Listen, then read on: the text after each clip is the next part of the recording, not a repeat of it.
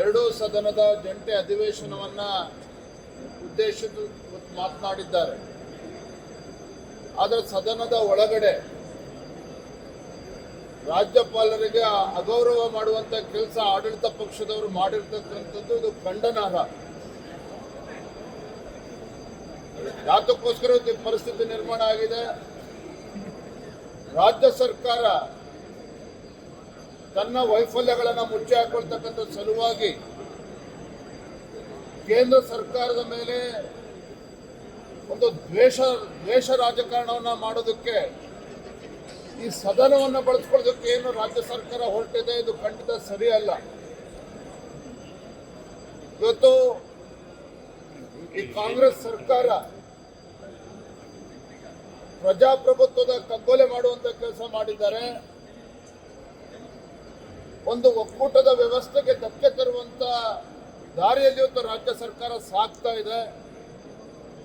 ಸದನದ ದುರ್ಬಳಕೆಯನ್ನು ಕೂಡ ರಾಜ್ಯ ಸರ್ಕಾರ ಮಾಡಿಕೊಳ್ಳೋದಕ್ಕೆ ಹೊರಟಿರ್ತಕ್ಕಂಥದ್ದು ದುರ್ದೈವ. ಇದು ಯಾತಕ್ಕೋಸ್ಕರ ಇವತ್ತು ಪರಿಸ್ಥಿತಿ ನಿರ್ಮಾಣ ಆಗಿದೆ.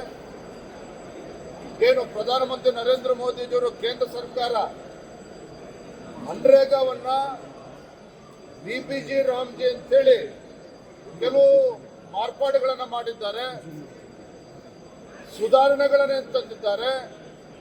ಅದರ ವಿರುದ್ಧ ಈಗಾಗಲೇ ಕಾಂಗ್ರೆಸ್ ಸರ್ಕಾರ ಸಿದ್ದರಾಮಯ್ಯನವರ ಆದಿಯಾಗಿ ಈಗಾಗಲೇ ಅಪಪ್ರಚಾರಗಳನ್ನು ಈಗಾಗಲೇ ಪ್ರಾರಂಭ ಮಾಡಿದ್ದಾರೆ. ನಾನು ತಮ್ಮ ಮುಖೇನ ರಾಜ್ಯದ ಮುಖ್ಯಮಂತ್ರಿಗಳಿಗೆ ಕಾಂಗ್ರೆಸ್ ಸರ್ಕಾರಕ್ಕೆ ಒಂದು ಕಿವಿ ಮಾತನ್ನು ಹೇಳೋದಕ್ಕೆ ಇಷ್ಟಪಡ್ತೇನೆ.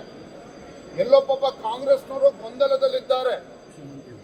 ಉದ್ಯೋಗ ಖಾತ್ರಿ ಯೋಜನೆ ಗ್ರಾಮೀಣ ಭಾಗದಲ್ಲಿರುವಂತಹ ಬಡವರು, ಸಣ್ಣ ರೈತರು, ಕಾರ್ಮಿಕರಿಗೆ ಅನುಕೂಲ ಆಗಲಿ ಅಂತೇಳಿ ಕಾಂಗ್ರೆಸ್ ಪುಡಾರಿಗಳಿಗೆ ಬೇಕು ಅಂತೇಳಿ ಅಲ್ಲ ಉದ್ಯೋಗ ಖಾತ್ರಿ ಇರುವಂಥದ್ದು. ಬಹುಶಃ ಎಲ್ಲೊಂದು ಕಡೆ ಕಾಂಗ್ರೆಸ್ ಪಕ್ಷ ಉದ್ಯೋಗ ಖಾತ್ರಿ ಇರುವಂಥದ್ದು ತಮ್ಮ ಕಾಂಗ್ರೆಸ್ ಪುಡಾರಿಗಳಿಗೆ ಅಂತೇಳಿ ಭಾವಿಸಿದಂತೆ ಕಾಣ್ತಾ ಇದೆ. ಇವತ್ತು ನರೇಂದ್ರ ಮೋದಿಜಿಯವರು ಸಾಕಷ್ಟು ಸುಧಾರಣೆಗಳೊಂದಿಗೆ ಇವತ್ತು ಅದನ್ನ ಕಾಯ್ದೆನ ತಂದಿರುವಂಥದ್ದನ್ನ ವಿರೋಧಿಸಿ ಕಾಂಗ್ರೆಸ್ ಸರ್ಕಾರ ಇವತ್ತು ಅಪಪ್ರಚಾರ ಏನು ಮಾಡ್ತಾ ಇದೆ. ಅದರ ಮುಂದುವರಿದ ಭಾಗವಾಗಿ ರಾಜ್ಯಪಾಲರ ಮುಖೇನ ಇವತ್ತು ಕೇಂದ್ರ ಸರ್ಕಾರದ ವಿರುದ್ಧ ರಾಜ್ಯದ ಜನರನ್ನ ಎತ್ತಿಕಟ್ಟುವಂತ ಒಂದು ಕುತಂತ್ರ ಷಡ್ಯಂತ್ರಕ್ಕೇನು ಕೈ ಹಾಕಿದ್ದಾರೆ. ಅದಕ್ಕೆ ರಾಜ್ಯಪಾಲರು ಅವಕಾಶವನ್ನು ಮಾಡಿಕೊಟ್ಟಿಲ್ಲ.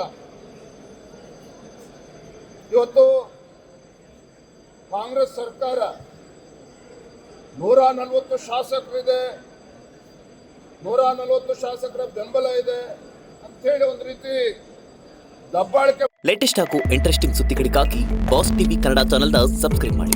ಹಾಗೆಯೇ ಬೆಲ್ ಐಕಾನ್ ಪ್ರೆಸ್ ಮಾಡಿ. ಇದರ ಜೊತೆಗೆ ಫೇಸ್ಬುಕ್, ಇನ್ಸ್ಟಾಗ್ರಾಮ್, ಎಕ್ಸ್ ನಲ್ಲೂ ಮಿಸ್ ಮಾಡದೆ ಫಾಲೋ ಮಾಡಿ.